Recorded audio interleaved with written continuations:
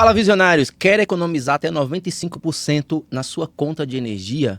Cara, usa a tecnologia a teu favor. Hércules Energia Solar é referência em Franco da Rocha e região, franqueado da Energy Brasil, né, Wesley? Exatamente.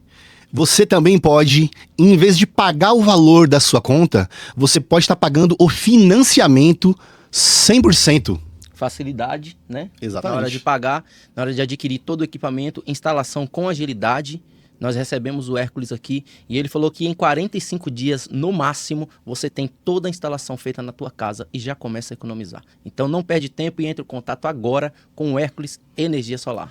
Fala, visionários! Sejam todos muito bem-vindos a mais um episódio do Dupla Visão Podcast, 31º, episódio de número 31, é isso mesmo? Exatamente. E estou muito feliz, muito lisonjeado a cada passo que damos. Porque se a gente deu um passo, é porque a gente venceu mais uma batalha. Nós superamos e nós alcançamos, pisamos na terra dos milagres. Porque a cada dia é um milagre. E se nós conseguimos dar mais um passo avante, é motivo de comemorar. E hoje, David, é não só por mais um episódio, mas porque temos aqui na nossa mesa hoje uma exímia visionária. E quando nós sentamos na mesa visionária e dividimos assim, nós dividimos ideias e essas ideias se complementam e impactam vidas. Então eu me sinto muito feliz e muito lisonjeado por essa oportunidade, David. Muito bem dito, cara, muito bem dito. E a gente precisa ser breve, porque eu quero aproveitar o máximo da nossa convidada hoje. Então, para ser breve, eu só quero pedir para o pessoal seguir a gente, se inscrever aqui, deixar seu comentário, deixar sua sugestão, seguir a gente também no Instagram, em todas as redes sociais, estamos presentes também no TikTok, Spotify, Deezer, YouTube Music, dá para acompanhar a gente em todos os lugares aí, inclusive no trânsito, ouvindo a gente. Temos aqui a nossa caneca visionária, quem quiser adquirir vai estar somando muito com o nosso trabalho. Temos também camiseta, boné, caneta, quem quiser o kit completo, o link tá aqui na descrição para vocês. E vamos fazer aquela pausa rápida dos nossos apoiadores e já a gente volta. Fala, visionários! O melhor hambúrguer artesanal de Francisco Morato e região está no Hangar Burger Bar. Fala com meu amigo Ricardinho, pede o seu lanche delicioso pelo delivery ou vá até o ambiente, né, Wesley? Exatamente, é aquele ambiente aconchegante e também não se esqueça de aproveitar o cupom Visionário10. Diga que você viu esta propaganda no Dupla Visão Podcast e aproveite um lanche maravilhoso e ainda tem aquele descontinho especial. Ney Auto Center, a melhor mecânica de Francisco Morato e região, onde tem muita confiabilidade, qualidade e o melhor atendimento, né, Wesley? Exatamente. O teu carro merece esse atendimento de qualidade e essa confiança. Fala, visionários, estamos de volta e vocês acabaram de ver aí belas propagandas aí, uma propaganda visionária dos nossos queridos patrocinadores. E também, David, é bom lembrar que temos uma forma, duas formas maravilhosas, né? Uma é o Live Pix, que é o apoio visionário, onde a nossa audiência pode contribuir com qualquer valor para apoiar esse projeto aqui. E quando você apoia esse projeto, você está emanando o bem para mais e mais vidas. Então, o nosso muito obrigado, né? E o apoio que é gratuito, que é curtir, incentivar o nosso projeto aqui de uma forma em que não precisa ser financeira. Exato. Né? E quando você fizer o Live Pix, você pode mandar uma mensagem pro Dupla Visão Podcast, mandar uma mensagem para alguém, fazer uma sugestão, fazer um elogio, porque acalenta o nosso coração, um bom elogio também, né, Wesley? Exato. E todo feedback é bem-vindo. Exato. Vocês podem construir um feedback de ideias pra gente, pode fazer críticas construtivas, que nós estamos aqui para aprender, sabemos que nós fazemos o melhor, mas nós não somos perfeitos e nem seremos perfeitos, mas nós estaremos aqui a cada episódio para voltar melhor e fazer melhor. Correto, David? Perfeito. Então, a sua crítica ou seu elogio é sempre bem-vindo. Então, muito obrigado, visionário, por esse feedback aí. Vamos É que isso aí. vamos. Perfeitamente. E agora eu quero apresentar com muito carinho, com muita honra, Honra. a nossa convidada especial de hoje, Adriana Ramalho. Uau. Seja muito bem-vinda, Adri. Muito obrigada, Wesley, David Rangel. Que felicidade estar aqui com vocês. Cumprimento a todos os seus seguidores, telespectadores, ouvintes, todos que acompanham o trabalho de vocês. E para mim é uma alegria bater um papo aqui com vocês. Agradeço a Renatinha, que inclusive está aqui no estúdio nos acompanhando. É, Nossa amiga em Obrigado por comum. isso. Obrigado, viu, Rê, por esse encontro aqui. Maravilhosa. A Renatinha já havia me apresentado o David Rangel numa outra oportunidade e eu fiquei encantada com a pessoa simpática que ele é, a voz abençoada que ele tem. E agora eu tô vendo que é de família, né? A simpatia. Que agora nessa oportunidade aqui dessa entrevista, desse podcast, conheci o Wesley, que eu estive ali alguns minutinhos antes ali na antessala conversando com ele e fiquei realmente impactada positivamente. Parabéns pela união dos irmãos, pela história que vocês têm e como vocês são um exemplo do amor de Deus na Terra. Ai, Muito que bom. gratificante estar aqui com vocês. Obrigado, Dri. Obrigado. Dri, eu já quero pedir para você falar um pouquinho das suas origens, né? Falar um pouquinho das raízes que moldaram a grande mulher que você se tornou. Obrigada. Ai, para mim é muito emocionante falar das minhas raízes, porque eu sinto muito orgulho de ser filha de quem eu sou. Sou filha de um paraibano que veio do sertão da Paraíba em busca de uma qualidade de vida melhor, do sustento da sua família. E quando chegou aqui na cidade de São Paulo, não tinha onde morar, não tinha como se manter, foi trabalhar no canteiro de obra como servente, auxiliar de pedreiro. Depois que se tornou pedreiro, fez os cursos de qualificação, foi inclusive até meio que se aprimorando, né, autodidata um pouco, até chegar mestre de obras e de mestre de obras se tornou presidente do sindicato da construção civil que representa os trabalhadores, a classe trabalhadora, e está presidente até hoje aos 76 anos. Ramalho da Construção, meu pai, paraibano. E a minha mãe, também nordestina, veio do interior da Bahia. Ela é lá da região de Vitória da Conquista, uma cidade que se chama Brumado. Somos conterrâneos. Vizinhos. Oh, coisa boa! Ela nasceu mesmo no distrito que chama Jiqui, não é Jiquié, é Jiqui, que fica em Iramaia, mas já pequenininha foi para Brumado, cresceu em Brumado, veio para São Paulo ainda menor de idade e também a mesma situação, né? Nordestina, não tinha onde morar, foi trabalhar de doméstica e, como não tinha onde morar, não tinha onde dormir, trabalhou e dormiu na casa do patrão e da patroa. 3 empregos que ela teve, os 3 ela dormiu, ela residiu na casa da patroa. Então, eu nunca estudei em escola particular, sempre estudei em escolas públicas. Na época, meu pai não tinha condições de pagar um balé, teatro. Fui participar de um projeto social, tive uma professora que apostou em mim. No começo até a gente chegava a pagar as aulas dela, mas depois ficou tudo muito apertado e ela decidiu me dar aulas de graça. E eu pude me formar bailarina. E o meu primeiro emprego também foi ela que deu, a minha primeira turma de dança, ela que me concedeu, e eu tive o meu primeiro emprego. Depois fui estudar direito, depois trabalhei na área jurídica e então me aventurei e fui encarar o cenário político e me candidatei vereadora da cidade de São Paulo. Fui eleita com quase 30 mil votos, cumpri um mandato. Hoje não estou mais no cargo legislativo, não estou mais vereadora, mas continuo com os projetos sociais, sou palestrante, sou empresária, tenho várias ações em conjunto com vários grupos de diferentes categorias e ações e atividades, e para mim é uma felicidade dizer um pouquinho da minha história de forma resumida, mas muito emocionada, porque a minha maior referência são os meus pais.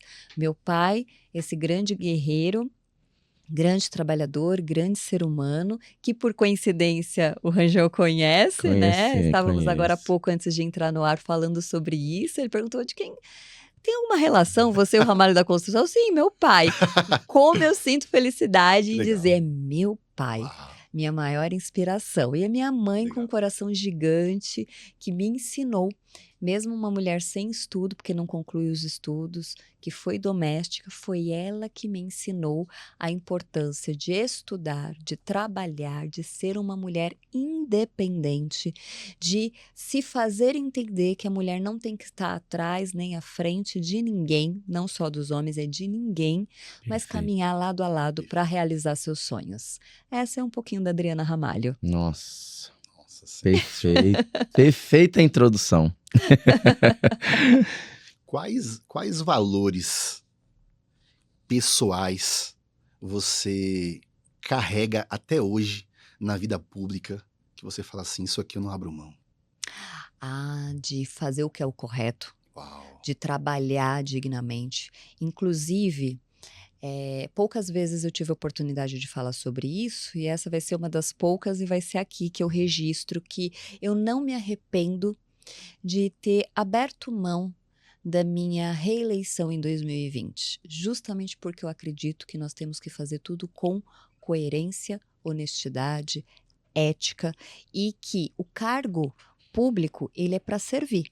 Se não for para servir, você se servir dele, então não vale a pena. Nós precisamos ter inteligência, competência, estudo, se aprimorar no que faz, procurar trocar experiências com aqueles que têm mais experiência em determinados assuntos. Então, se você vai falar sobre a pauta do idoso, chama o Conselho do Idoso, as associações que trabalham com a pauta do idoso e várias outras frentes que trabalham a política pública do idoso. E ali você prepara todo o seu trabalho legislativo para fazer uma propositura de um bom projeto de lei, de fazer uma boa ação a favor dos idosos e favorecer em benefícios aqueles que mais precisam. Quando você não está em sintonia com esses propósitos e com essa ética, deixa de fazer sentido. Então, eu não me arrependo. Quando eu identifiquei que dentro do meu time exigiam coisas que não eram legais, atitudes que não eram bacanas e que não mais compactuava com aquilo que eu acreditava que é fazer o bem para as pessoas e fazer da política pública ela ser vista de forma positiva, então para mim não dava mais sentido dar continuidade. Eu preferi parar minha campanha no meio, a partir do momento que eu descobri determinadas coisas, a partir do momento que eu vi que não era bacana, e eu decidi reformular toda a minha caminhada e o direcionamento político.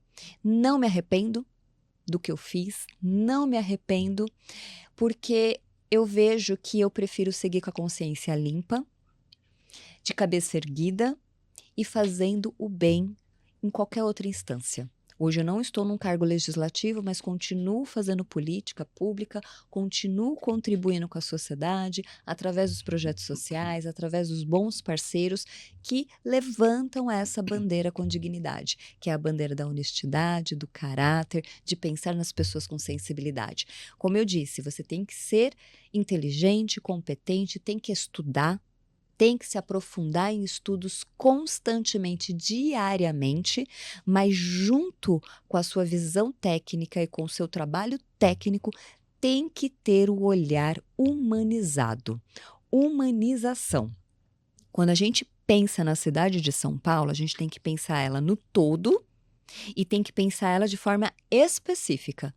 Quais são as suas especificidades? A necessidade do Jardim São Luís na Zona Sul é uma. Porém, a necessidade do Jardim La Pena, Vila Jacuí, lá na Zona Leste, em São Miguel Paulista, é outra. Quando a gente pensa, por exemplo, mobilidade, é mobilidade para todos. Mas a gente precisa entender como é essa mobilidade em cada região de São Paulo e trabalhar uma política pública que atenda à necessidade daquela região. Olhar humanizado. Se não tiver a sensibilidade, se você não se compadecer com a dor, se você não sentir, se emocionar com aquela extrema vulnerabilidade, você vira robô. E não adianta você estar na política. A política, ela é séria. O que não é sério são as pessoas que fazem da política uma politicagem e uma moeda de troca. Isso, para mim, é uma grande diferença e eu continuo lutando para mostrar para as pessoas que tem e que existe essa diferença. Para que as pessoas possam votar certo. Para que as pessoas não desistam da política. Você votou num político acreditando nele e ele não condiz ou ele não supriu a expectativa, não vote mais nele. Procure outro, mas não deixe de votar. Não desista da política, porque respiramos política, vivemos política e o nosso dia a dia é formado por política. Então, nós não podemos permitir que isso aconteça. Então, eu tenho, sabe, esse olhar ainda sonhador, mas que não é um sonho inalcançável, é um sonho realizável e que nós precisamos lutar para que se concretize. Nossa, é perfeito. Falta até palavras para poder traduzir o que eu sinto de acordo ao que você falou. Mas as palavras que vêm ao meu coração é quanta ética e quanto respeito às pessoas. Como é maravilhoso estar diante de alguém que evidencia a esperança real. É. A esperança de, olha, não coloque em um balaio só todos e generalize. Exatamente. Porque existem pessoas reais, com propósitos reais e com vontade real de fazer a diferença. Exatamente. Então, assim, não teremos para onde fugir, teremos que votar, teremos que escolher. Então, vamos continuar com a nossa esperança, avaliar, estudar o perfil e as pessoas e depositar, sim, a nossa esperança em alguém e, realmente, como a Adriana falou, se depois não fizer sentido, muda, analise uma outra pessoa, porque em algum momento alguém vai entrar, vai fazer a diferença e vai fazer honrar a tua confiança. Exatamente. Nós temos vários políticos ainda no nosso cenário que são dignos e que eu dou exemplo porque, para mim, na minha análise, até hoje eu não vi nada de errado, nem em tratativas, nem em pautas, nem em políticas públicas, condutas e éticas. Um exemplo muito bacana é a deputada Renata Abreu, uma deputada federal super engajada que faz um trabalho belíssimo. A senadora Mara Gabrilli, a deputada que é de outro estado, agora não lembro se é Roraima, mas a deputada Mariana Carvalho, podem pesquisar, é assim um exemplo, a menina é médica, fez uma trajetória incrível de ética, de transparência, então ela realmente está no poder público, na vida pública para servir, ela não precisa do dinheiro público, porque ela tem a sua formação, é de família, né, é muito nobre, então é uma pessoa que escolheu tá na vida pública para ajudar. E o exemplo que eu dou também em relação às pessoas se agarrarem a um fio de esperança é no sentido de você avaliar as outras áreas. Em todos os lugares existem pessoas boas e pessoas ruins. Em todos os lugares. Você tem advogados que escolheram a advocacia para fazer justiça, para lutar defendendo o que é certo. E nós, infelizmente, hoje temos muitos que pensam na advocacia apenas pela questão financeira, porque ainda julga que é uma das profissões mais rentáveis, mas aqueles que, para mim, são os piores. E aqui eu falo com toda transparência e muito segura do que eu vou falar. Aqueles que escolhem a advocacia para defender ladrão, para defender aquele que não quer ser reformulado intimamente, se arrepender dos seus pecados, mas que quer apenas escapar do judiciário para continuar fazendo o crime na nossa sociedade. E tem advogado que se orgulha de defender pessoas assim. Então, isso não é bacana. Então, advogados bons que defendem a justiça, advogados ruins que estão na criminalidade. Ele é advogado, ele só tem um diploma, mas ele está na criminalidade. Para mim, ele está na criminalidade. É um criminoso também. É um criminoso também. Agora, nós temos, para dar um outro exemplo, para fazer uma outra alusão, nós temos os médicos. Médicos que estudam para salvar vidas. Escolher essa profissão para ajudar as pessoas, para diminuir o sofrimento dos doentes, para salvar a vida daqueles que tem condições de reverter os seus quadros com um bom médico, com um bom tratamento. Às vezes, muitas vezes, desesperançoso, mas quando pega um bom médico, consegue reverter o seu quadro e consegue viver e voltar para sua família. Agora, médico criminoso, vamos pegar um exemplo de alguns anos atrás, que não é muito, um médico anestesista que estuprou a mulher no momento do parto dela, que a violentou no momento mais importante da vida da mulher, que é dar à luz, que dá à luz a uma vida, que é trazer alguém ao mundo, e um homem a violenta sexualmente. E é médico. E um médico anestesista, que ganha muito bem. Um médico anestesista é hoje considerado um dos médicos que mais Mais bem ganha, pagos, né? mais bem pagos. Verdade. E ele escolheu ser um criminoso. Que médico é esse? Bom ou ruim?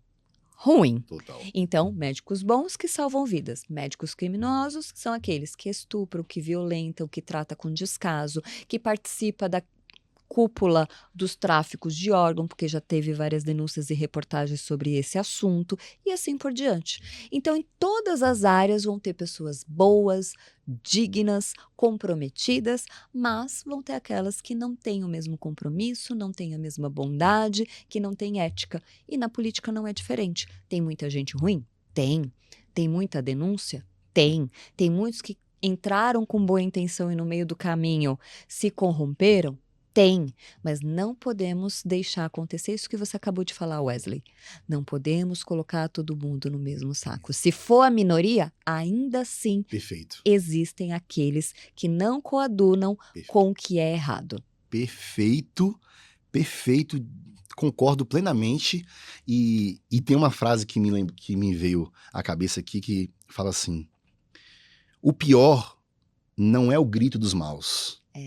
Mas é o silêncio dos bons ou de quem acredita em fazer a diferença. Exato. Então, é com essas pessoas que nós vamos depositar a nossa fé, a nossa esperança e vamos dar oportunidade.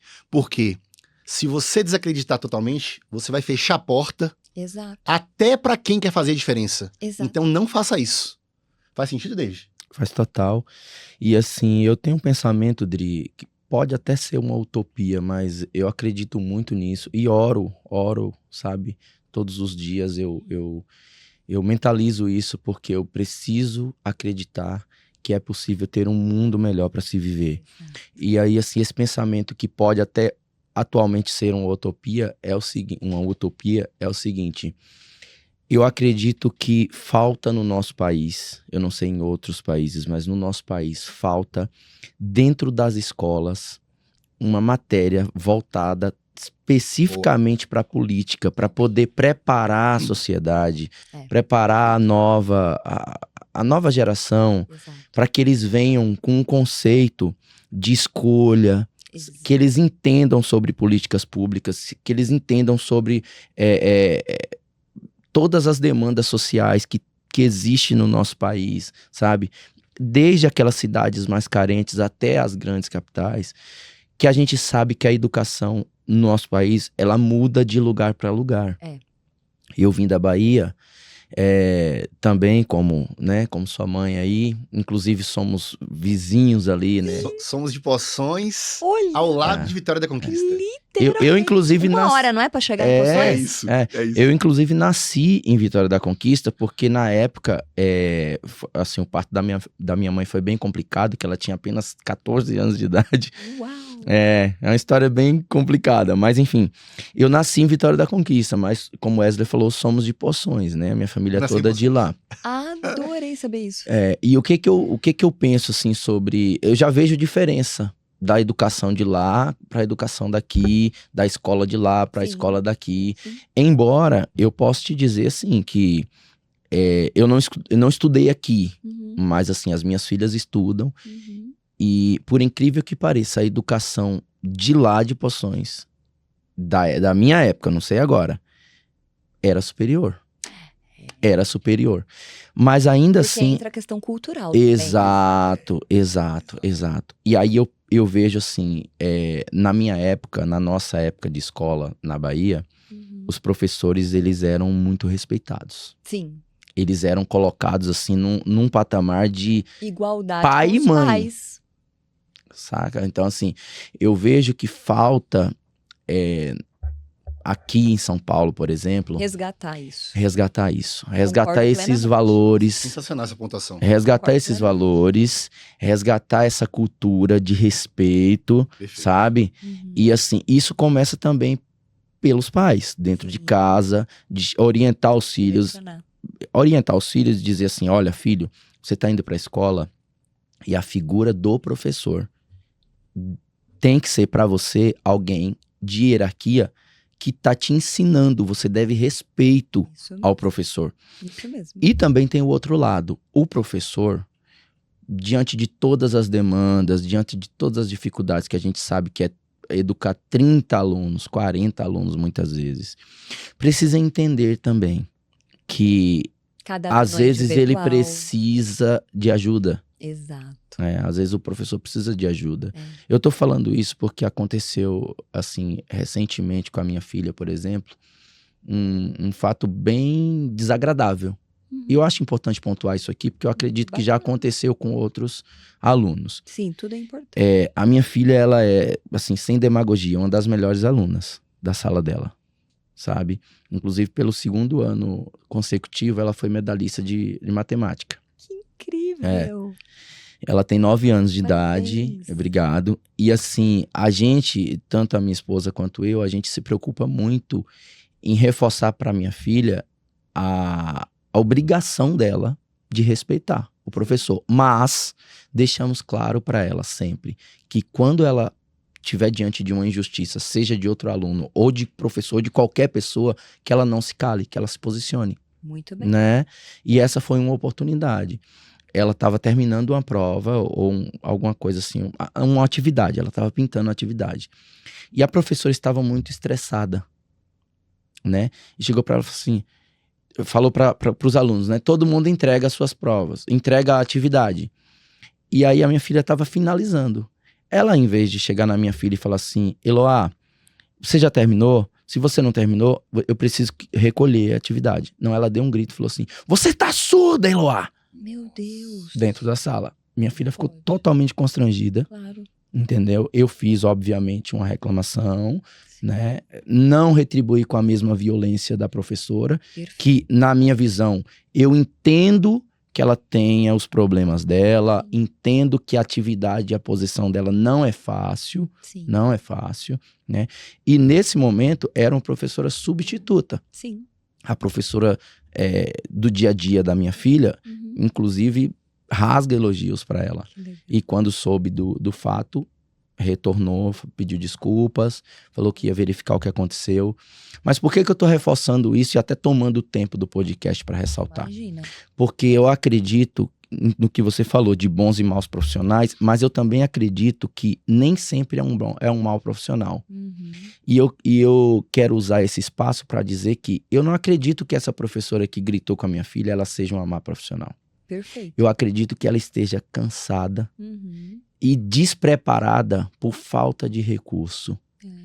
Recurso que deveria vir do governo. E muitas vezes até com uma sobrecarga emocional. Exatamente esse ponto que eu queria reforçar. Sim, E aí eu vou te passar a palavra para que você fale um pouquinho sobre isso também. claro. Sobre a tua visão, sobre a educação do nosso país e a importância de inserir a política pública como matéria nas escolas. Já tudo que você falou, eu concordo do começo ao fim.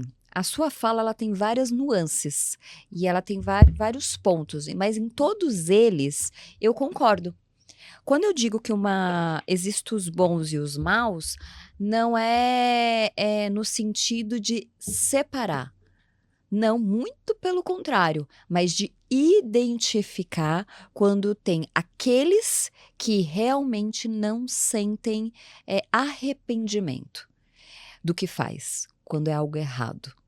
Vou te dar um exemplo. Quando um homem mata uma mulher e quando ele é questionado, ele dá risada e em todo momento do processo, do julgamento, ele não mostra e nem demonstra arrependimento. Sabe? Então, quando uma pessoa faz isso reiteradamente, ele já matou a primeira esposa, depois saiu da prisão, começou a se relacionar, matou a namorada, matou a irmã. Nós temos casos assim no Brasil. As pessoas têm falado muito assim, porque cresceu o número de feminicídio, cresceu o número de violência doméstica. Não, sempre existiu. O que está fazendo se crescer são o número de denúncias que as mulheres ou aquelas pessoas que não concordam com a violência estão fazendo, estão denunciando. Então, está mostrando claramente agora que isso sempre existiu e precisa ser resolvido. Mas isso aqui é só uma parte para demonstrar que nada pode ser feito de forma genérica. Não existe tratar tudo com exatidão, porque senão nós nos tornaríamos iguais, e nós não somos iguais. Nosso DNA é diferente, nossa digital é diferente, nosso ser é diferente. Comportamentos, e é por isso que nós temos uma Constituição Federal, para poder reger 90% de possibilidades e probabilidades da nossa sociedade perante a uma previsão legal. Agora, quando a gente não generaliza, a gente exatamente entende com o seu olhar da forma como você entendeu essa professora. Pode ser que ela está sobrecarregada, pode ser que ela estava no mau dia, e aí o que precisa ser feito? Com passividade, calma, tranquilidade, defender o que é justo e lutar para que isso não se repita. Se essa professora nunca mais repetir a atitude dela, ela foi uma exceção da regra, ela não entrou na estatística, então o caso não é genérico. Não está generalizado. Então, não é um caso generalizado, foi um caso isolado. Agora, quando uma professora, mesmo diante de advertências, como você fez por escrito à diretoria da escola, mesmo com reuniões, com conversas, com acompanhamento, essa professora reiteradamente, por acaso, fizer novamente atitudes como essa com outros alunos, e aí é onde a gente vai avaliar de fato qual é o perfil dessa professora para com a área da educação. É porque aí já entra uma questão de caráter e personalidade. Exatamente. Né? Identificar, porque assim, eu não quero me colocar aqui como o pai que defende o filho em qualquer situação. Errado. Não é isso. É errado também. Né? Assim, na hora que chegou a situação em mim, eu fiquei revoltadíssimo. Sim. Entendeu? Eu não vou dar aqui uma de bom samaritano, porque equilibrado. Primeiro vem a emoção, Nossa, né? Na hora minha esposa estava do meu lado, eu falei assim, nossa, eu tô tremendo aqui de nervoso. Se eu tivesse diante da professora agora, na hora que a situação chegou em mim, provavelmente eu teria, assim, xingado ela mesmo e falado, olha, se coloca no seu lugar, eu teria falado um monte.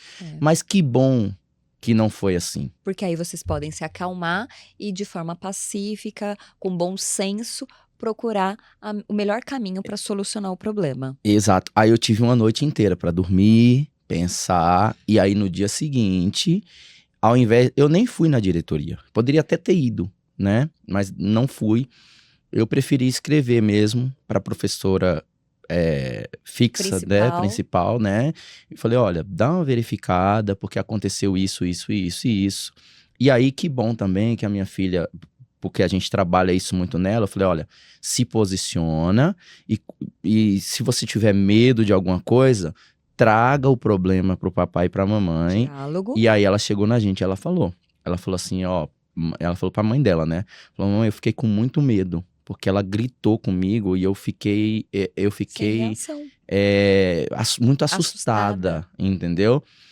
Mas, assim, eu quero falar pra senhora que eu não fiz nada. Ela ficou com medo, coitada, sabe, assim?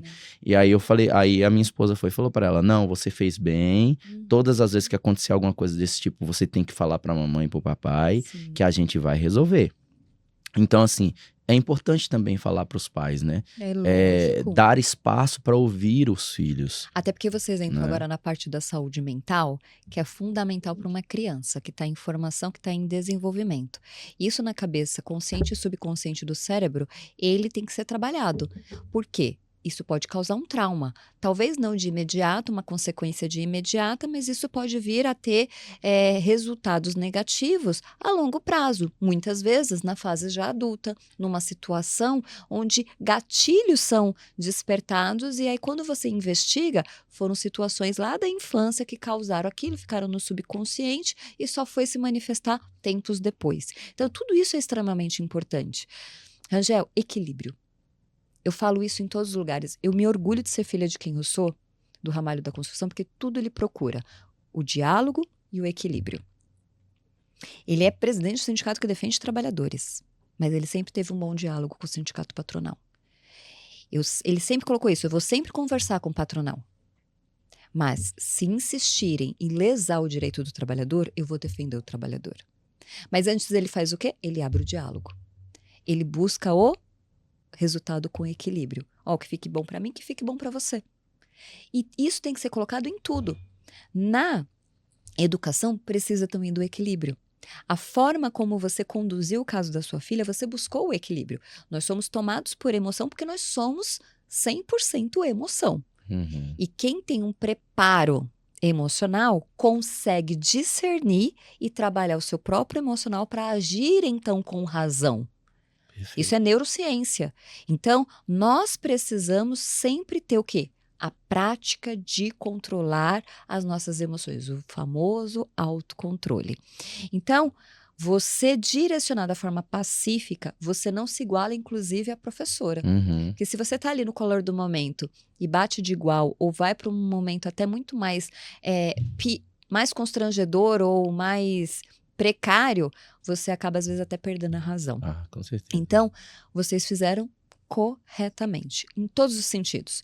Em segurar, respirar, não tomar uma atitude de imediato, buscar o dia seguinte, refletir sobre o assunto, buscar a melhor forma, da forma madura, segura, pacífica. Essa parte toda com a professora, 100% nota 1000. E, novamente, 100% nota 1000, a conduta que vocês tiveram com a filha de vocês. Hoje está faltando muito diálogo entre pais e filhos. Nós estamos vivendo momentos de famílias desestruturadas, e eu estou dizendo de 20 anos para cá. Sabe? É uma época muito crítica em que os filhos matam os pais. Matam, batem, agridem, os netos roubam a aposentadoria dos avós, muitas vezes para comprar drogas, bebidas, e o remédio daquele avô e daquela avó não é comprado. Então, nós precisamos alertar e resgatar alguns conceitos da nossa sociedade, como o respeito, como a dignidade, a transparência, o equilíbrio, o diálogo dentro de casa, em falar, ó, você tem que respeitar o professor porque ele está no mesmo patamar, no mesmo palanque de primeiro do palanque, igual os seus pais. Então, chegando na escola lá, é como se você estivesse olhando para os seus pais. Uhum. Mas se algo exceder, não se cale. Venha e comunique aos seus pais. E deixa que nós vamos decidir qual é o melhor caminho. Porque também é muito errado aqueles pais superprotetores pegar a situação, não investigar como foi de fato, e simplesmente, somente com o relato dos filhos, travar uma guerra dentro da escola. Isso não pode acontecer. Então, novamente, caímos na palavra equilíbrio. É necessário o equilíbrio. Essa é uma das nuances da sua fala. A outra nuance é sobre ter uma programação de ter na grade curricular aulas e uma programação sobre políticas públicas, sobre política, ensino sobre política. Eu sou a favor, eu sou extremamente a favor, mas com uma observação. Nós temos que manter um programa, um formato neutro. Porque se você não tem um formato, realmente uma grade já especificado que vai ser ensinado sobre política dentro das escolas, nós vamos tornar esse ensino tendencioso. Perfeitamente. E aí você acaba manipulando as crianças e direcionando elas de forma equivocada. Uhum. E eu fiz curso de primeira infância no Senado em Brasília. E quando eu estudei sobre a importância da primeira infância, que foi até uma indicação da época da vereadora Janaína Lima, ela que me indicou para fazer o curso, e eu fiz e fiquei realizada, é a importância dos primeiros anos de vida da criança, onde você ensina para ela o que é o sim, onde você ensina o que é o não, onde você realmente influencia diretamente no desenvolvimento dessa criança como um todo, desde o comportamento, da visão, da neurociência, de tudo. Então, a primeira infância é a parte mais importante da vida de um ser humano. Se você não prepara essa criança dentro dos moldes, você está formando um tipo de ser humano e que muitas vezes não vai ser o melhor formato de sociedade. Perfeito. Então, nós temos que ter muito cuidado. Essa grade tem que ser muito bem preparada. Ela tem que ser muito bem estruturada. E tem, na minha visão e opinião, Adriana Ramalho, tem que ir por um caminho neutro. Tem que mostrar o que é direita, o que é esquerda, o que é oposição, quais são as visões e deixar o poder de escolha, mesmo que a gente às vezes não entenda que talvez não seja o momento da criança escolher, mas de praticar o que é escolha dentro da escola. Então, para mim, na minha linha é essa. Como vamos falar do cenário educacional do Brasil, como você bem colocou, a diferença educacional da grade educacional de vários estados do país comparado ao estado de São Paulo. E mais ainda, a cidade de São Paulo. Porque eu falo que dentro do estado de São Paulo, a cidade de São Paulo se torna um outro estado pela sua dimensão, sua magnitude. É uma megalópole, né? Uma das cidades de maior índice populacional do mundo e de maior referência hoje, né, em todas as questões econômicas, em todas as questões de gestão, em todas as questões sociais, está aqui, né? Então, aqui é uma fonte de estudo, né? A cidade de São Paulo.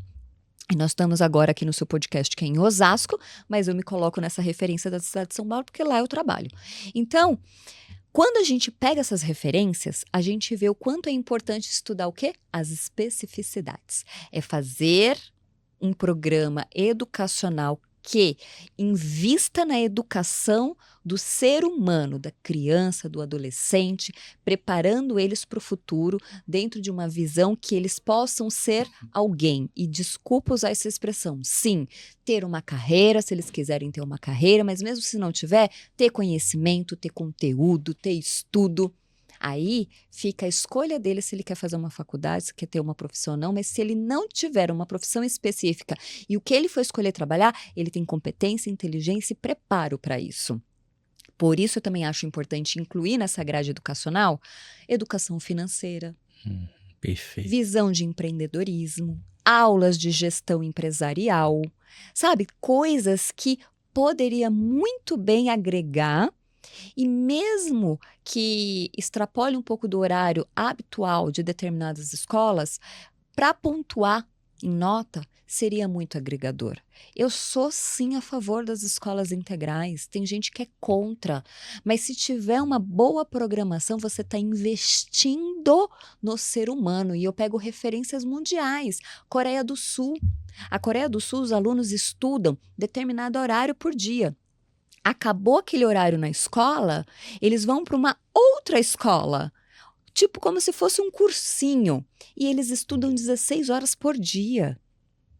Isso já é o normal deles, já é cultural deles. Então, por que tem pessoas que acham que a escola integral é um absurdo? Não é, é preparar o ser humano, é sair da extrema vulnerabilidade do nosso país, é ampliar os olhares para o que é realmente importante para o nosso país. Nosso país, por muitos anos, foi considerado país de terceiro mundo. Estamos falando economicamente, tá? Então, esse país de terceiro mundo, hoje, em algumas pesquisas, ele não aparece como mais país de terceiro mundo. Em algumas ainda sim, né? Referente a alguns outros países. Mas, no geral, o Brasil é um país em desenvolvimento. E esse país tem todo o potencial para crescer e se tornar, sim, um país de primeiro mundo. Mas, para isso, nós precisamos de um olhar para a educação. Perfeito. A educação é o principal caminho para tirar do ranking o Brasil que hoje se encontra, que é ou um país de terceiro mundo, nos olhos de alguns, ou um país ainda em desenvolvimento. Então, vários outros países investem em educação, investem em esporte, porque não vê o esporte como mero lazer, mas também como uma fonte educacional. Então, tudo isso precisa ser mudado, e isso tem que partir principalmente dos presidentes. E eu não sou de extrema esquerda e eu não sou de extrema direita. Eu sou aquela política assim de centro, e errados são aqueles que falam que político de centro é político em cima do muro. Eu discordo. Discordo também. Político de centro é aquele que de fato raciocina sobre as pautas. Que quando vê uma pauta da esquerda, peraí, deixa eu analisar e ver se eu concordo. Quando eu vejo uma pauta de direita, peraí, deixa eu ver se eu concordo. É assim que eu Né? penso. Agora, quem é dos extremos, caminha em manada. Boa. E pra mim, quem caminha em manada, sem raciocinar, é boi. Exatamente. Manada de boi. E eu não sou. Eu prefiro sentar e pensar o que aquilo realmente pra mim é bom, é positivo. Perfeito. Eu queria te fazer uma pontuação e te perguntar.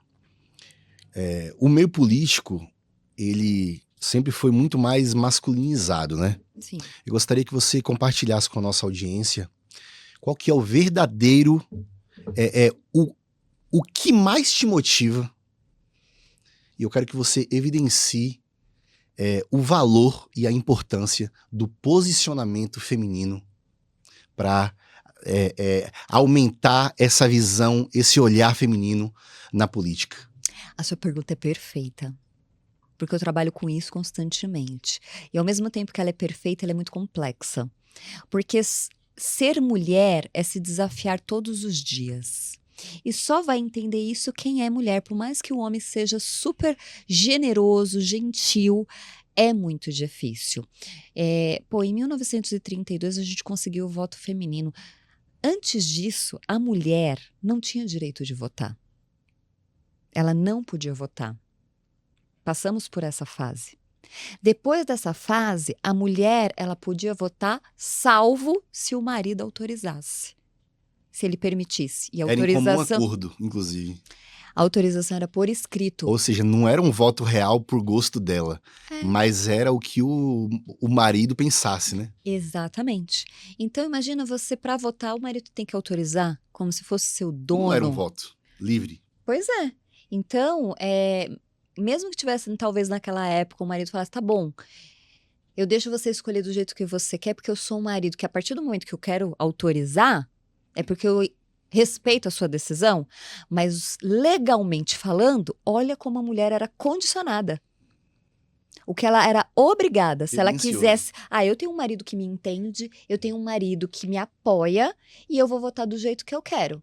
Se eu chegasse lá, naquela época, e falasse, olha, eu quero vir aqui votar do jeito que eu quero, meu marido já deixou? Deixou, mas não escreveu, não autorizou por escrito. Você não vai votar. Você volta aqui com a autorização e a gente libera você para votar. Então, ou seja, mesmo que fosse um marido super parceiro, naquela época não existia uma estrutura de autonomia, de liberdade. A mulher era literalmente condicionada ao homem. Então, hoje nós vivemos um avanço que foi feito frente a muitas mulheres corajosas que lutaram para termos a liberdade que nós temos hoje, de estudar, de trabalhar, de ter a nossa vontade sendo respeitada, mas que muitas vezes ainda acontece de não ser. Quando a gente chega no mercado de trabalho, muitas pessoas falam sobre a desigualdade salarial. E no mercado de trabalho, quando falamos sobre desigualdade salarial, muita gente vem e argumenta. Muitas pessoas argumentam que é uma questão de equiparação salarial. E equiparação salarial não tem nada a ver com a questão da equidade de gênero. Então, equiparação salarial é independente de gênero. A equiparação salarial é quando duas pessoas ocupam cargos diferentes, mas elas fazem a mesma função, a mesma carga horária, o mesmo esforço, a mesma pedida intelectual, tudo é igual. Mas, apesar de fazerem as mesmas atividades, elas estão em cargos diferentes e ganham diferente. Então, qualquer pessoa, sendo homem ou mulher, que estiver nessa situação, ele pode entrar no judiciário, entrar com uma ação e pedir a equiparação salarial. Olha, o meu salário tem que ser aumentado porque eu faço exatamente igual àquele outro funcionário. Então, eu quero que o meu salário seja igual ao dele. Isso é equiparação salarial. A diferença da equidade de gênero é quando a mulher já adentra o mercado de trabalho ganhando 20% a menos no salário só pelo fato de ser mulher. Ela pode até pedir equiparação, mas a questão é o gênero. A pessoa já é contratada porque com um salário menor, porque vai engravidar, porque eles abordam a diferença de contratação de uma função para outra, porque tem um lapso, né? E aí eles estrategicamente contratam dentro desse lapso só porque é mulher. Então tem empresas que ainda fazem isso. Então, nós precisamos entender que hoje o Brasil, e eu vou falar do Brasil, porque tem países que é pior do que o Brasil, sim, em questão de machismo, em desrespeito à mulher. Hoje no Brasil, nós temos 2 tipos de machismo, na minha opinião. E isso é uma opinião Adriana Ramalho. Mas que até hoje eu não consegui alguém que me faça mudar de ideia. Antigamente era o machismo declarado. Não aceito você porque é mulher, não admito você porque é mulher, não contrato você porque é mulher não tem que estar na política, não tem que estar no mercado de trabalho, não tem que estudar. Esse era o machismo declarado. Com a evolução, com os avanços, nós tivemos hoje, 2025, para mim, surgiu um machismo camuflado. Velado. É aquele que o homem fala que ele respeita as mulheres, que ele vê de igual para igual, mas quando vai para a prática, trata diferente, tenta, só porque é mulher, impedir, puxar o tapete, dificultar a vida, não te respeita, não te vê como uma pessoa inteligente, capaz, competente, sempre aquela mensagem, aquela fala, não vai conseguir, não vai dar certo, sabe? Então, este estigma, ele acontece, ele existe, e eu vejo dessas 2 formas. Quando a gente fala da participação da mulher na política, não é diferente. Hoje, garante-se uma cota de mulheres para ser candidatas porque existe uma lei que obriga. Se não existisse essa lei, a política ainda estaria formada por homens que não veem probabilidade de eleição numa mulher. Então, ele vai continuar fazendo cálculos em cima dos candidatos homens que têm chance de ganhar a eleição. Nós temos essa problemática ainda. Se tirar a obrigatoriedade da cota, tenho certeza que a gente vai ter um retrocesso e que nós vamos andar para trás no sentido de não ter um número bom e considerável de mulheres candidatas. Temos muito que avançar. Adriana Ramalho é a favor de cotas? Eu não sou. Mas eu entendo que elas se fazem necessárias. Ainda é preciso ter cotas para se garantir o direito, para se garantir espaços, para se garantir falas, e eu acho isso que ainda é muito importante. Eu, Adriana Ramalho, sou evangélica, eu gosto de política e eu me considero uma feminista. E aí as pessoas falam, como assim? Mulher evangélica feminista? Não, mulher tem que ser feminista, não é evangélica, é extremista. E como eu disse, volto naquele equilíbrio. Os extremos acabam distorcendo o conceito. Perfeito. Os extremos distorcem o conceito e isso é muito perigoso. Porque quando isso acontece, quando distorcemos o conceito e deixamos de respeitar o querer e o direito do outro, nós impedimos aquelas pessoas de participarem e impedimos as pessoas de exercerem o seu papel de cidadão na sociedade. E isso não é legal. Nós precisamos entender que mulher tem que ser respeitada em todas as esferas. Aonde ela quiser estar, ela tem que ser respeitada. Se ela quiser ser uma mulher do lar, ela tem que ser respeitada. Se ela quiser ser uma empreendedora, ela tem que ser respeitada. Se ela quiser ser política, ela tem que ser respeitada. Perfeito. Sensacional. Você tem projetos, ideias para fortalecer essa causa? Sim. Quando eu estava vereadora, eu promovi várias ações de valorização das mulheres na área da educação, saúde, empreendedorismo, políticas públicas, participação da mulher na política de forma direta. E para mim, uma das bandeiras que eu levanto é a participação direta da mulher dentro dos cargos, dentro dos partidos. Todo partido tem o presidente, o vice-presidente, o tesoureiro, o secretário-geral, que são os cargos de comando. Quando você, dentro da estrutura de um partido, você mantém 90% ou 100% de homens, membros de partidos participando diretamente dessas cadeiras e deixa as mulheres nos cargos de suplência, você indiretamente subjuga e e você dificulta a participação dessa mulher. Então, eu sempre levantei dentro dos partidos a importância de terem mulheres nesses cargos importantes. Por que não ter uma mulher presidente de um diretório? Por que não ter uma mulher vice-presidente? Graças a Deus, de alguns anos para cá, a gente tem visto isso em alguns partidos. E posso fortalecer algo aqui? Nós estamos tão cansados da velha política, né? Que nós ansiamos por um frescor, por um olhar diferente. E a mulher, ela tem um olhar diferente. Uhum. Ela tem muita capacidade, ela tem muita inteligência. Então, assim, é muito mais do que bem-vindo, é necessário. É necessário o posicionamento das mulheres. Mesmo eu como homem, por exemplo, durante tantos anos, eu tive tantas negativas referente à política que eu fui me enfraquecendo, e aí eu até comento com o David nos bastidores. Poxa, cara, sempre que eu ver alguém é homem, mulher, com boas ideias, eu vou acreditar e vou dar o meu voto. Porque eu quero ver um novo. Exato. Faz sentido, David? Mas Total. E de novo a gente cai na educação, Wesley.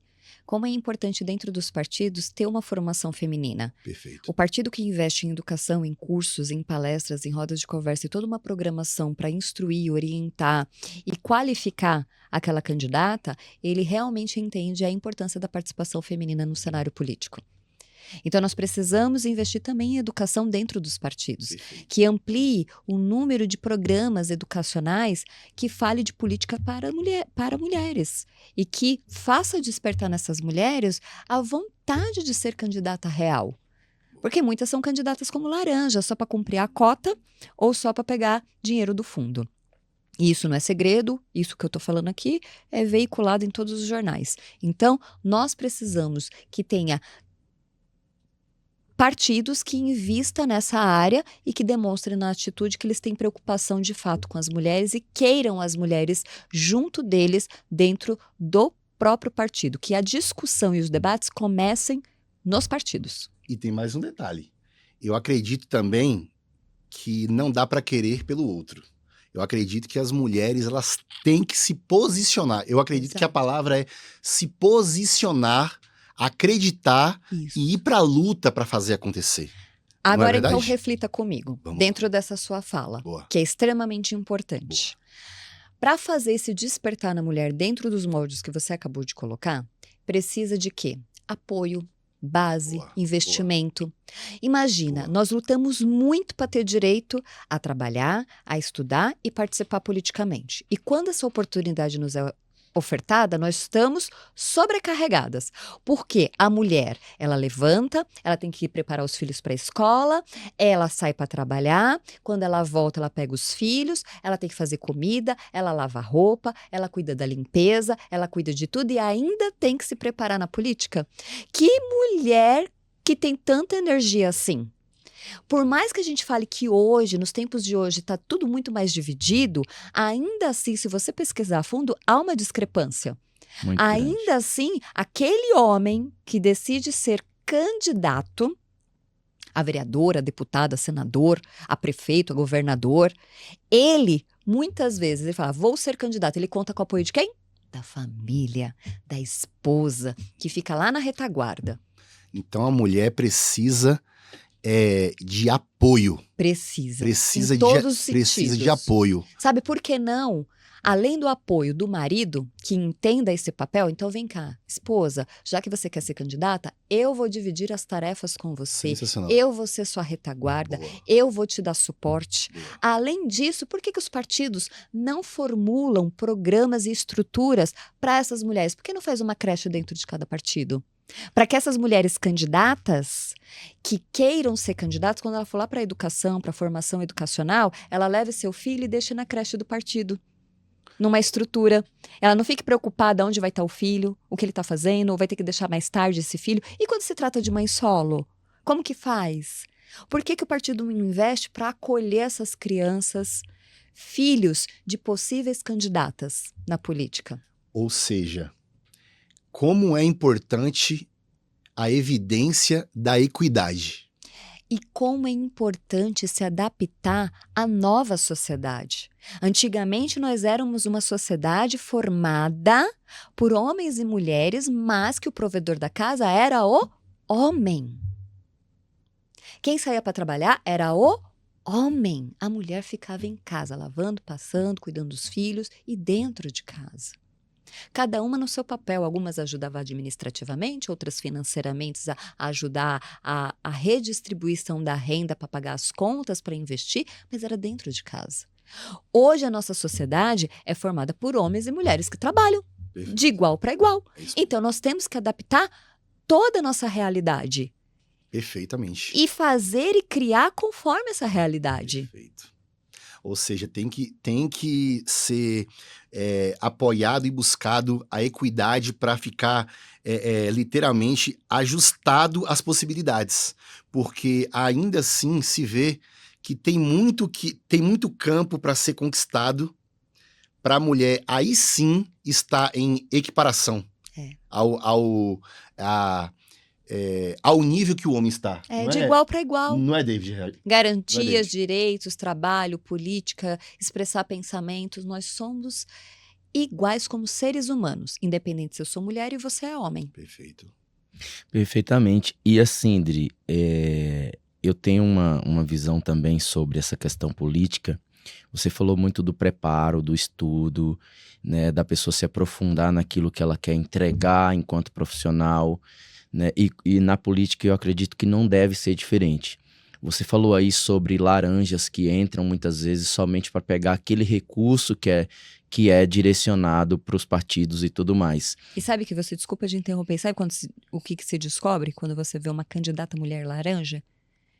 Que por detrás de toda essa manipulação está um homem. Pois é. Sim. E aí eu quero reforçar o seguinte, eu, como músico, já fui procurado diversas vezes para fazer jingles políticos e tudo mais, né? E já fiz e faço, é um trabalho que eu gosto até de fazer, né? E o que eu percebi, assim, durante alguns trabalhos que eu fiz, assim, é que até os candidatos homens, muitas vezes, sabem que não tem a mínima chance, sabe, de ganhar e nem tampouco de fazer um trabalho na política. Então, esse título de laranja aí não é só nas mulheres, que eles usam homens também. E aí eu vejo uma problemática muito grande, que o saudoso Enéas reforçava muito. Político precisa ser profissional. Não dá para você entrar num cargo político sendo analfabeto, sendo despreparado, entendeu? Não entendendo a fundo os deveres que um político precisa ter para poder ocupar um cargo. Porque quando você está num cargo político, você não está dirigindo uma barraca de feira. Exatamente. Entendeu? Você está dirigindo Vidas. uma cidade inteira. Vidas. Você tá lidando com o futuro de crianças. Exato. Você está lidando com a segurança e a saúde de famílias inteiras. Exatamente. Entendeu? Então, assim, não dá para você colocar um cargo político na mão de qualquer pessoa. Por mais boa intenção que ela tenha, se ela não tiver uma capacitação, uma profissionalização e uma visão social abrangente, ela não pode ocupar aquilo ali. E aí... Comprometimento. Exatamente. E aí eu deixo para você a pergunta. O que fazer para que tenhamos um filtro para identificar quem realmente está preparado para ocupar aquilo ali? Tá. A primeiro destaque dessa fala. Existe uma grande diferença entre o sentimento profissional e o cargo profissão. Então, político, ele tem que ser profissional por estudar, conhecer a sua cidade ou o estado onde você está representando e fazer e trabalhar com políticas públicas que atendam a sociedade no todo. Isso não significa que ele vai se tornar profissional. Eu e meu pai, e eu já ouvi ele falar isso várias vezes, nós não concordamos que político é profissão. Sim. Então, deputado não é profissão, vereador não é profissão, senador não é profissão. Quem fala isso e defende essa ideia, muito respeito, mas eu discordo completamente, né? A partir do momento que você escolhe estar na política, não é para fazer profissão, não é para fazer currículo. Você está ali para servir. Perfeito. É um cargo para servir. O que não impede de você ser um grande profissional em tudo que você faz com um olhar técnico e comprometimento, que é aquilo que eu falei logo no começo. Você tem que reunir técnica através de estudos, de pesquisas, de aprofundamento e comprometimento no que você vai fazer. E quando você for propor um projeto de lei para fazer os seus devidos trâmites dentro da casa, através das comissões, para ir diretamente para o plenário, muitas vezes para congressos de comissões, e enfim para votação, para ir para a sanção do prefeito ou do governador, é porque você embasou muito bem a sua proposta, embasou muito bem o projeto de lei. Como? Estudando, pesquisando, se aprofundando e trazendo os personagens e as figuras que têm propriedade para falar daquele assunto com muita competência.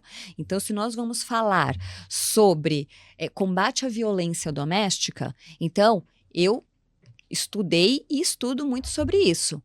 Mas mesmo assim, mesmo quando estava vereadora, que eu virava à noite estudando, porque eu queria cada vez mais chegar na Câmara muito bem preparada para debater, para expor, para me posicionar, mesmo assim, quando eu fazia a propositura de um PL, projeto de lei, eu chamava as pessoas que trabalham com muito mais experiência nessa temática. Então, eu chamava conselhos, eu chamava associações, eu chamava representantes do Instituto Maria da Penha, eu chamava pessoas das secretarias técnicas que estudaram, pessoas formadas em direito público, que entendem de projeto de lei, para a gente formar o melhor texto para uma propositura e fazer com que ele realmente fosse uma lei, quando sancionada, viável para a sociedade. Perfeito. Eu, quando decidi me candidatar a vereadora da cidade de São Paulo, eu fui estudar.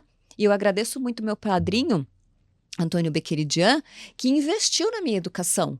Ele comprou vários cursos, o que faz um vereador, o que faz um prefeito, o que faz um governador, e me colocou para estudar, porque eu disse para ele que eu queria estudar. Então, eu fui estudar. Depois que eu terminei esses cursos, eu fui fazer os cursos dentro da Alesp. Tinha uns cursos feitos por instituições dentro da Alesp, em parceria com a Alesp. Fiz os cursos. Depois eu fui para um instituto que chama Virada Feminina. A presidente é a Marta Lívia. Me inscrevi no curso e fiz o curso completo. Ela mesma dá entrevistas, quando perguntam sobre a Adriana Ramalho, ela fala, Adriana foi uma das alunas que fez o curso, que não faltou, que fez todas as etapas. E mais, me comprometi no final do curso, eu falei, se eu for eleita, eu quero ser a vereadora autora da lei que cria no calendário oficial da cidade de São Paulo a virada feminina. E assim eu cumpri com a minha promessa. Fiz pouquíssimas promessas na minha caminhada, mas as que eu fiz eu cumpri, porque eu sou contra fazer promessas. Eu prefiro mostrar o meu trabalho. Perfeito. E hoje, quando eu peço para as pessoas me avaliarem, me avaliem pelo que eu fiz, não pelo que eu vou fazer. Ah, se você for candidata novamente, o que você vai fazer? Não, tá errada a pergunta.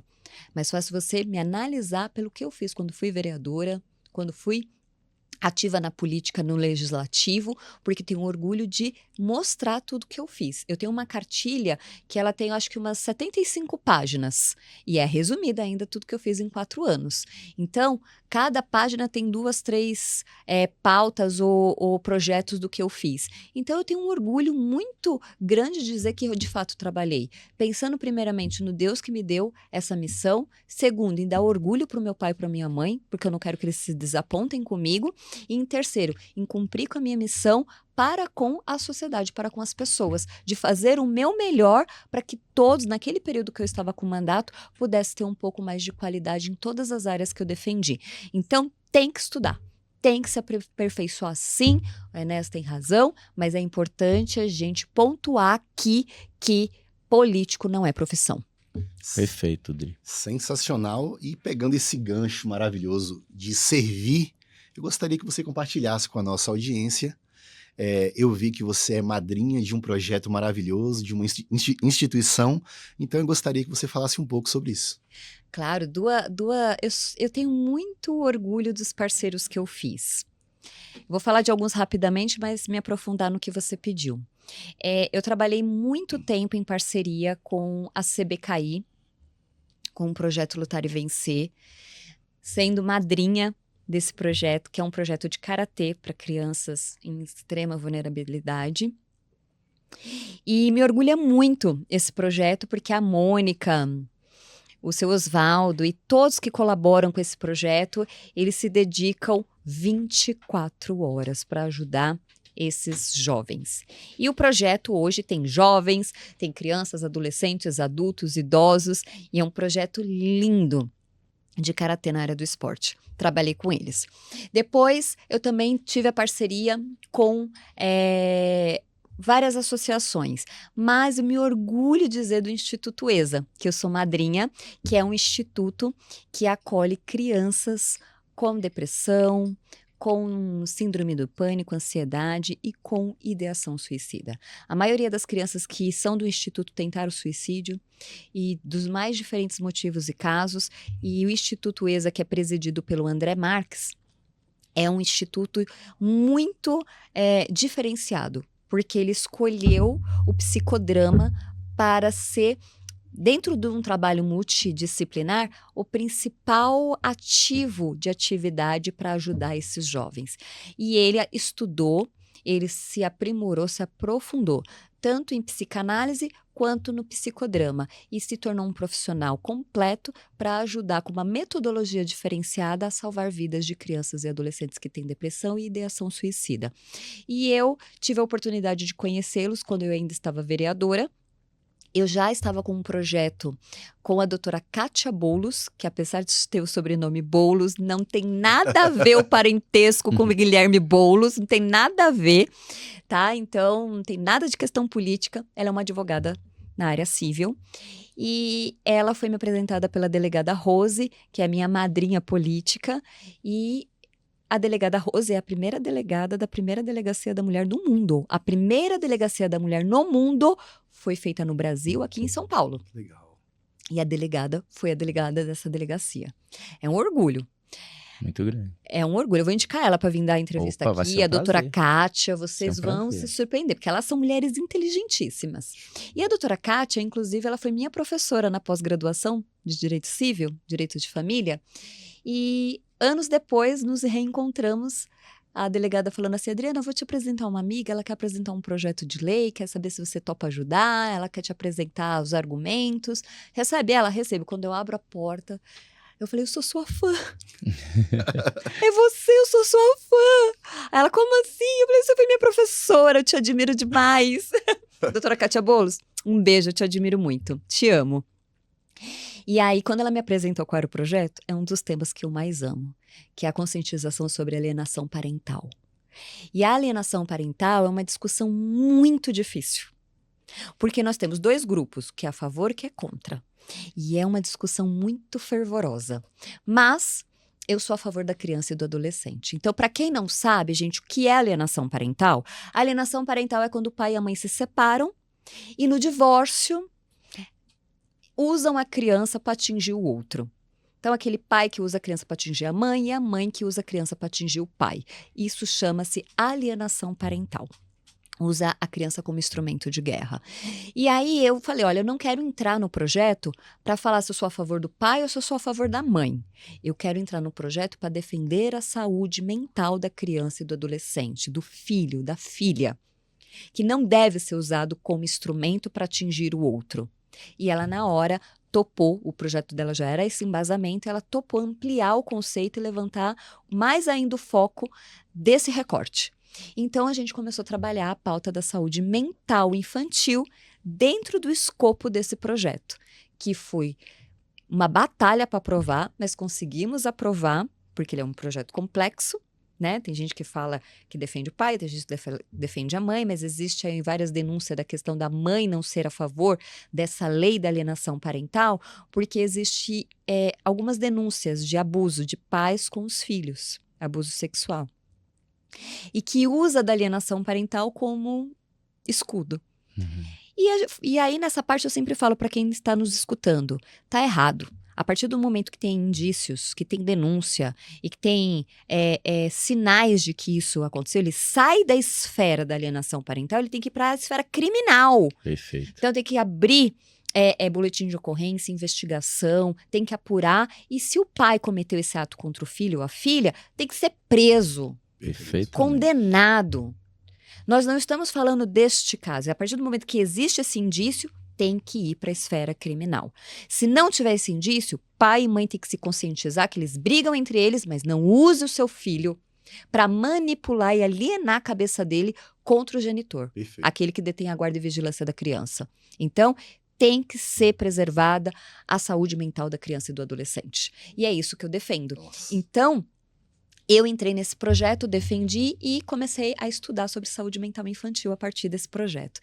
E um ano e meio depois, foi me apresentado o Instituto ESA, eu comecei a ajudar o Instituto ESA e eles me convidaram para ser madrinha do Instituto, estou madrinha até hoje e tento ajudar dentro da medida do possível. Ó, patrocinadores, ajude o Instituto ESA, tá? Porque lá nenhuma criança é cobrada, é atendimento 100% gratuito e tem várias atividades multidisciplinares e a gente tem tentado e buscado fazer o melhor para ajudar essas crianças na área da saúde mental.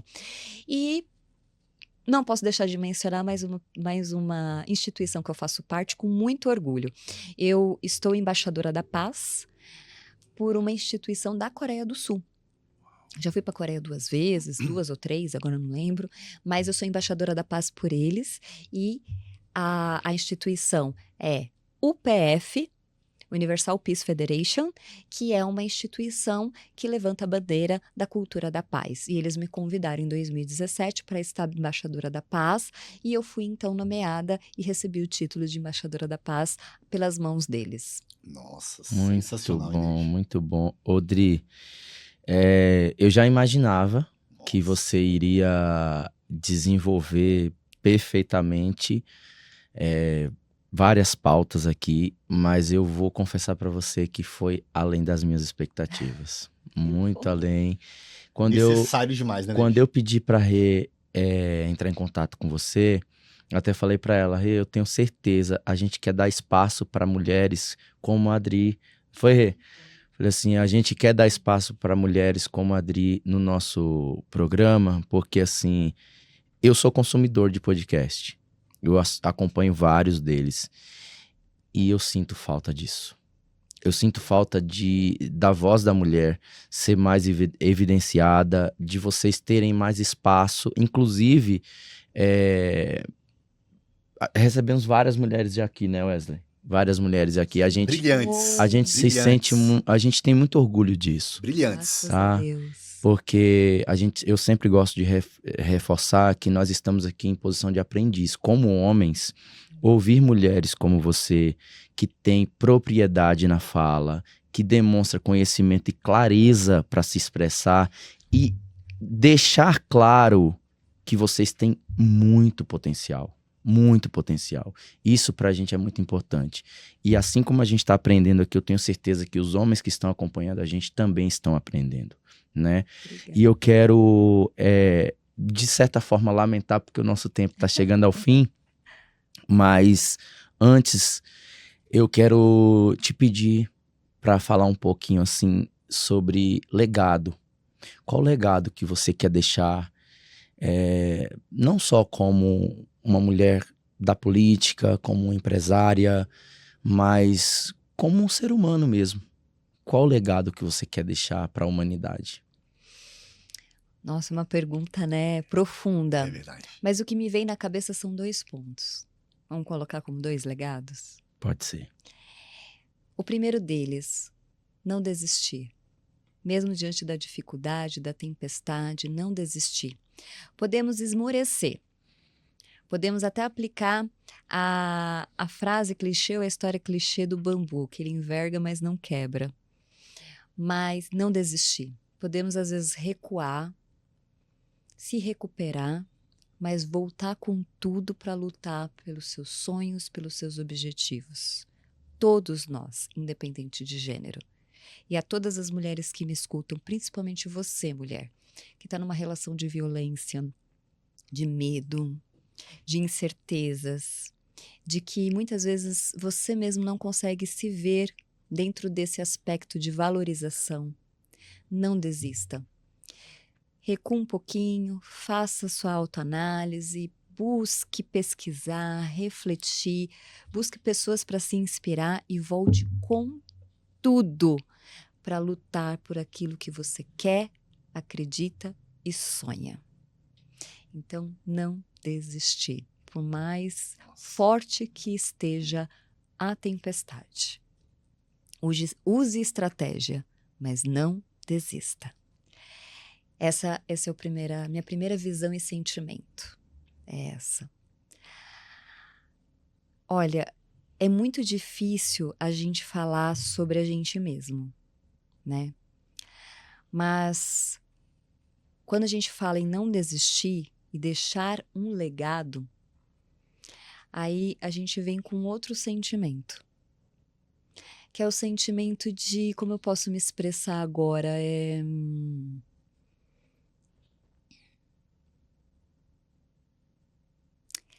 seja humano de verdade.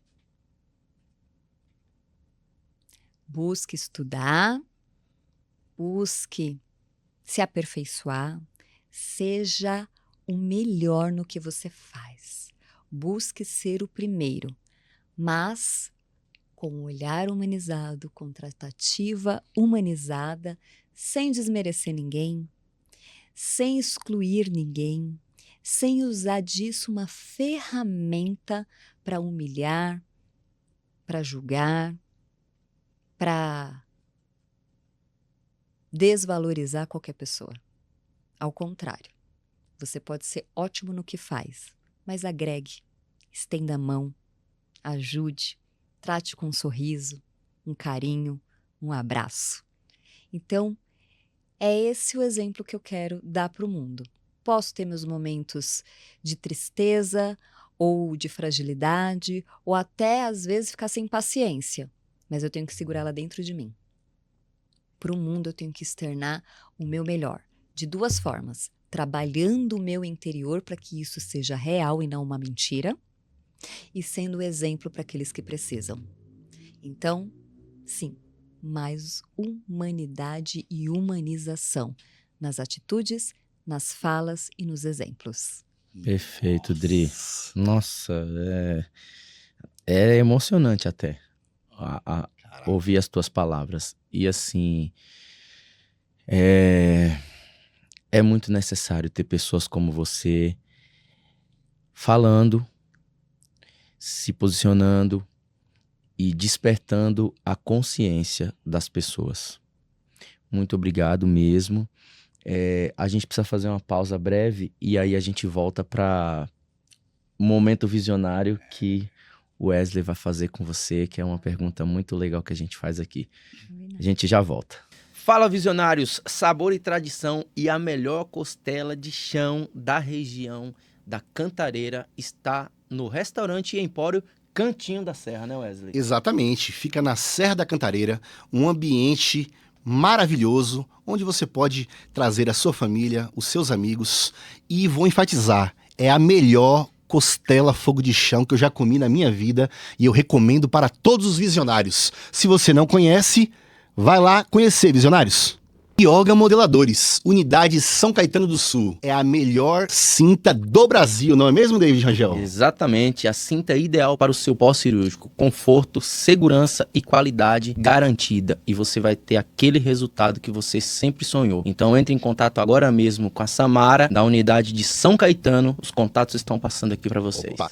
Estamos de volta aí, visionários. Eu quero agradecer aos nossos apoiadores e dizer para vocês que o Dupla Visão Podcast ainda tem alguns espaços para patrocinadores. Precisamos de vocês, né? O trabalho que a gente faz aqui é um trabalho de extrema importância. A gente não está aqui para ser um podcast a mais. A gente está aqui para ser um podcast que dá voz para pessoas como a Adriana, dá voz para pessoas como Wesley Lins e como tantos outros que vieram aqui, pessoas que estão preocupadas em desenvolver na humanidade a capacidade de tornar o mundo um mundo melhor. Então, se você está alinhado com esse pensamento, com essa frequência e com esse propósito, entre em contato com a gente precisa muito do seu apoio para que esse projeto continue, para que esse projeto cresça, para que a gente tenha mais dias e mais programas, para que a gente tenha mais espaço para mulheres e para homens que querem fazer a diferença na humanidade. Então, eu peço a vocês encarecidamente, se você tem algum recurso na tua empresa e você quer também usar esse espaço para estar alinhado com alguém que quer fazer a diferença, entre em contato com a gente, tá bom? E agora eu quero passar a palavra para o meu irmão Wesley, para ele fazer a pergunta ouro, que não é mais importante do que todas as outras que foram feitas aqui, mas é um espaço que a gente deixa para ouvir o coração do nosso convidado, né, Wesley? Exatamente. Cara, eu vou manusear essa pergunta. Ó, nós respeitamos o quê? Nós respeitamos o que sentimos. E pela primeira vez eu vou construir essa pergunta de uma forma diferente. Mas que une o propósito.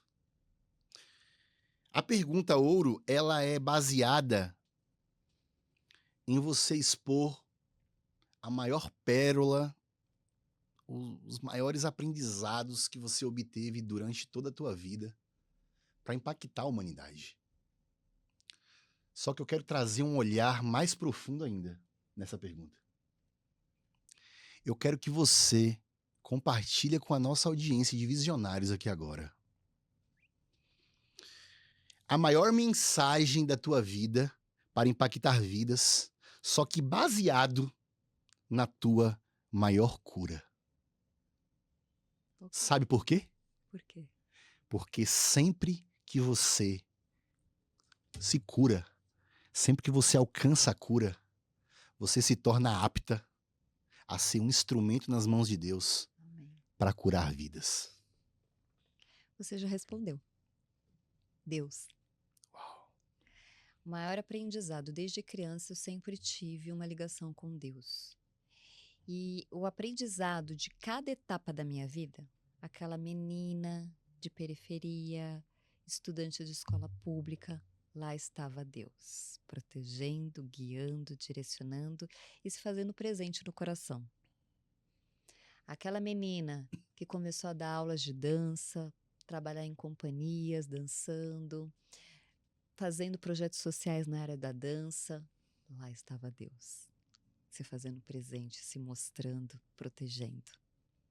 Aí veio a Adriana, estudante de Direito, assistente jurídica, bacharel em Direito, lá estava Deus. Depois veio a etapa da Adriana Ramalho, política, vereadora.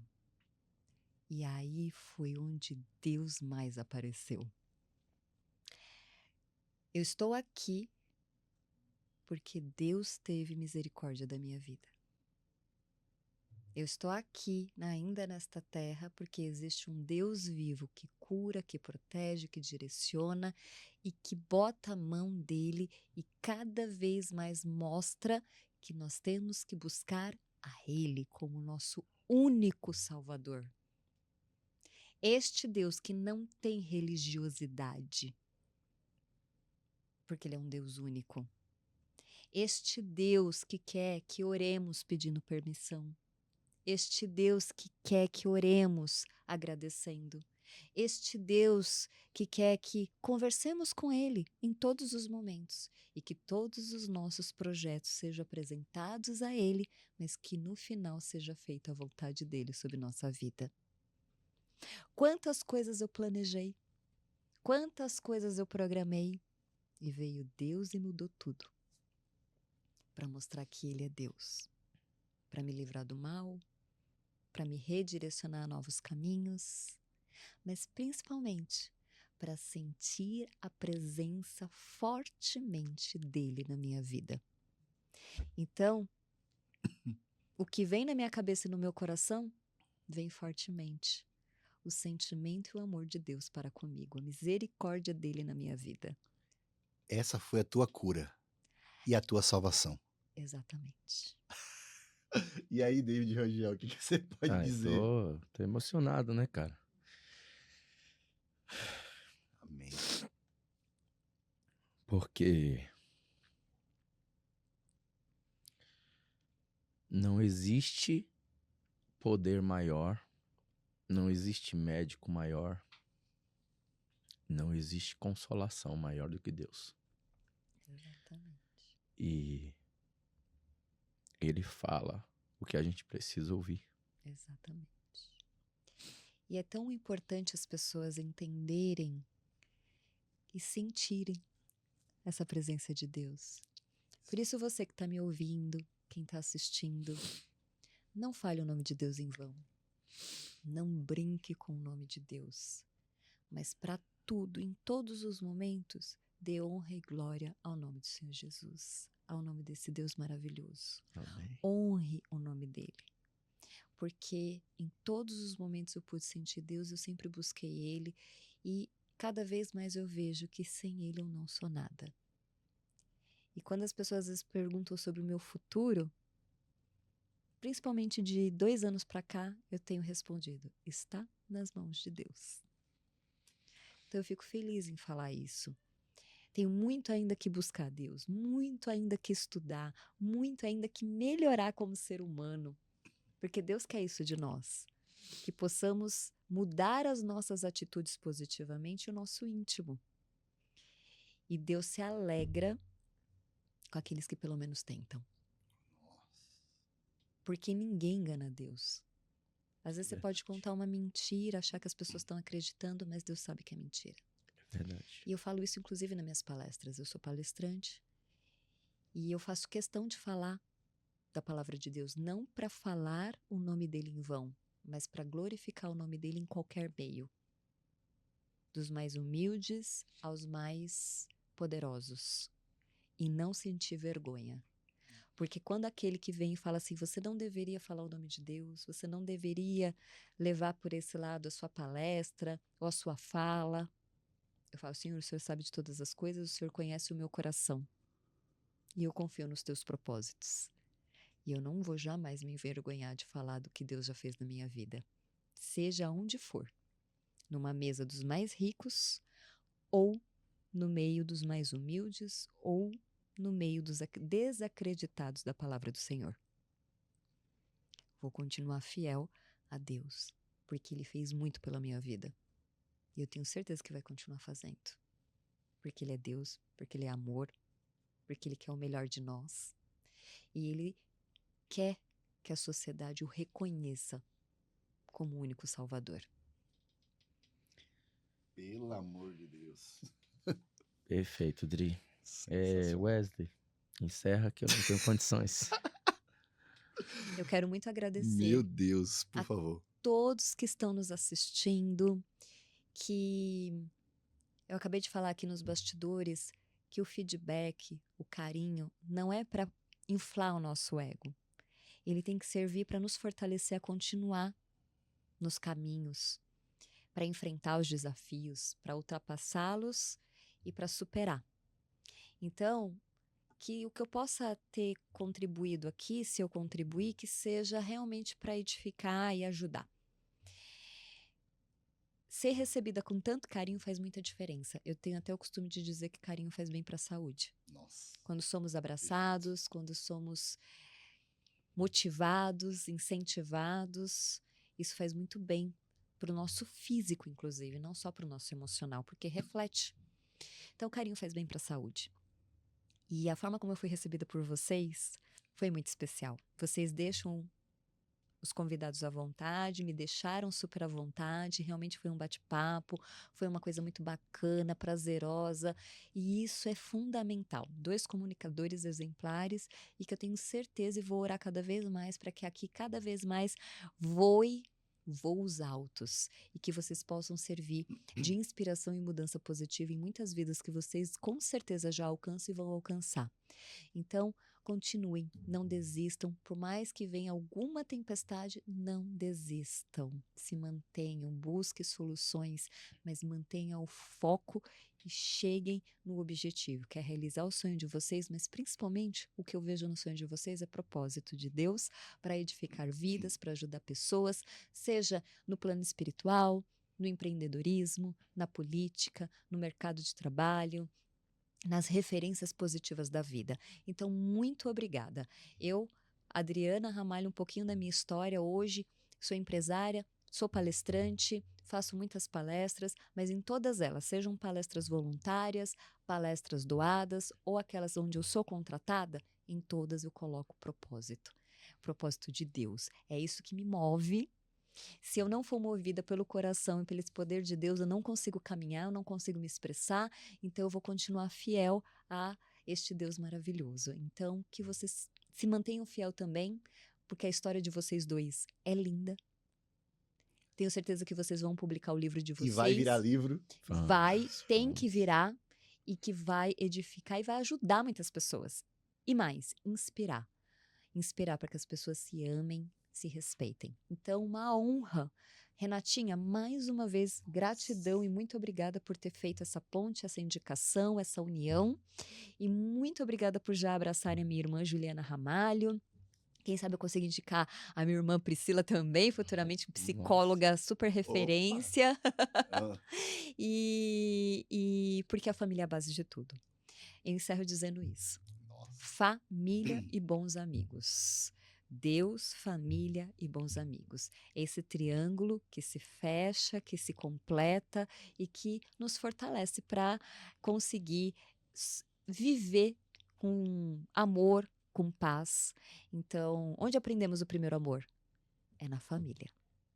Quando a nossa mãe nos dá a luz, nos trata com amor, o pai fortalece esse amor, quando os irmãos nos tratam com amor, quando no dia a dia somos movidos pelo amor e aí entendemos que esse amor é originário da história humana, na criação do mundo pelas mãos de Deus. Perfeito. Então que a base continue sendo o amor. Perfeito. Olha, eu quero fazer as minhas considerações aqui. Assim, tô boquiaberto, né?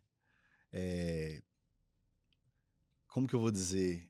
Com sentimento de surpreso, mas ao mesmo tempo de preenchido. Muito agradecido pela prestação, por tudo que foi derramado, emanado, transbordado aqui nesse momento. A nossa audiência deve estar aqui agora maravilhado e preenchido disso.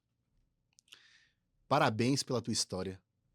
Parabéns por todo o conteúdo, por todo o aprendizado que você compartilhou conosco aqui. Foi de extremo valor. Foi uma entrevista surreal, fantástica. E eu quero pontuar algo interessante, Deide. Okay. Nós entrevistamos aqui diversos nichos, diversos setores, segmentos. Mas nós trazemos todos com uma base. Seja lá o que você vai vir aqui derramar na nossa mesa, a nossa base é impactar vidas positivamente. E hoje aqui nessa mesa, nós trouxemos alguém para falar também de política.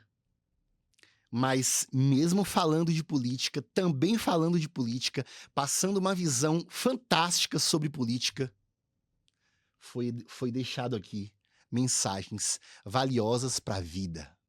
E eu quero dizer que edificou a minha vida, a do meu irmão e com certeza a vida de muitos visionários aqui.